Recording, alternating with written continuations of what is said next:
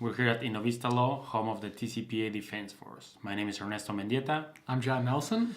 And today we're going to continue with our video series and we're going to be discussing different kinds of text messages. We're talking about informational messages versus marketing messages.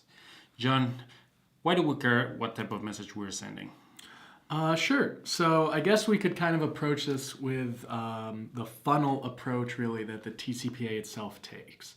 There's different categories of messages. There's faxes, there's calls to residential lines, and then there's calls and texts to mobile devices.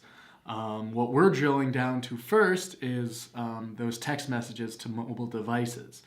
And really, the TCPA itself explains that the content of the message that you're sending really can differentiate the required consent that you need before you can send those messages. Okay, correct. So for marketing messages, we know that we need prior express written consent, while for informational messages, we only need prior express consent. Correct. Yeah, that's the difference. So what impact would that have in any marketing strategy that our clients may have? Sure. So if you're sending a marketing message, right, you're trying to sell something to somebody. I'm trying to get you to buy a product. I'm trying to get you to use one of my services. And if the content of the message is related to sales or marketing, you need that prior express written consent. What that means is that you need to meet certain qualifications. You need, one, that consent to be in writing. You need to inform the person that they're giving you their phone number for this purpose, for the purpose of marketing messages. That you're going to be using an automatic telephone dialing system to do it, and that they need not give you this consent in order to complete the transaction. Correct. So they're giving the consent not as a condition of purchase. Correct, yes. Okay. What about informational messages? And now for informational messages, really we throw all of those requirements out of the window. No longer do we need that consent either to be in writing. It just needs to be prior express consent, meaning that the consumer gives you that phone number in the context of negotiating for the informational service that you're going to provide them. So giving your number, for example, to an airline so that the airline can convey information to you about whether that flight gets canceled, delayed, something like that. Giving your message maybe to your son's or your daughter's school so that the school can text you, inform you about maybe an early closing, fire, snow day, something like that.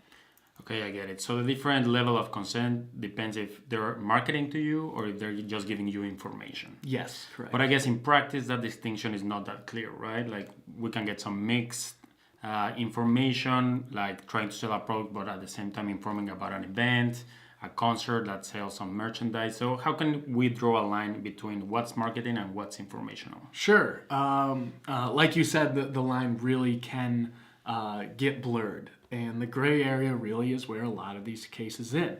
As an example, there was a case decided a while back involving Best Buy, in which Best Buy had obtained all of these phone numbers with respect to a loyalty program that it had. And it decided to send out messages to its loyalty customers, informing them that their loyalty rewards points were about to expire. Of course, they were sued under the TCPA, and what their attorney said was, hey, these messages are informational. We're informing them that, these points that they have are going to expire. We're not trying to sell them anything or market a product to them. But what the court decided was that, Best Buy's intention in sending out this message was so that these customers would use those loyalty points, but then on top of that, spend money, of course, and that made it marketing. It made it promotional. They were trying to sell something. So they deemed those messages marketing, even though on their face they looked to be informational. That's very important, and we should make it clear for all our viewers that we need to understand that some messages will have mixed information and marketing material, and it may end up going to court, and the court is going to analyze the facts of the case, and they may have different interpretations or different criteria to analyze that. Correct, yeah. The one thing we know that is consistent in the TCPA is that courts in different circuits will decide it differently. That case came out of the Ninth Circuit, California, which is far more liberal most of the times in consumer protection.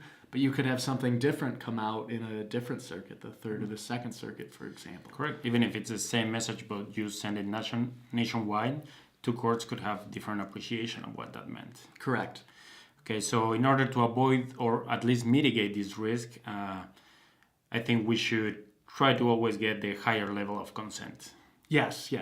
First and foremost, of course, I think it's important that when you're crafting these messages, when you're crafting the consent opt-ins that you're working with, you should do this in consultation with attorney, in consultation with a TCPA attorney. They are going to be the ones to best be able to explain to you, hey, we have some case law, some comparative case law that looks similar to this. This is the way it's going to turn out. They understand the different law that works in different jurisdictions. So it's, of course, important at first to do that. But like you said, it's always good to be safe rather than sorry, to get that higher level of consent, to protect yourself in the event that you send a message that you believe is informational, but like in that Best Buy case, the court determines to be promotional, thus bringing in those TCPA damages that we're really trying to avoid. Of course, so this raises the importance of approaching an attorney that knows about the TCPA and to help you with your market strategies. Correct. Well, thank you very much, Sean. This is Innovista Law, House of the TCPA Defense Force.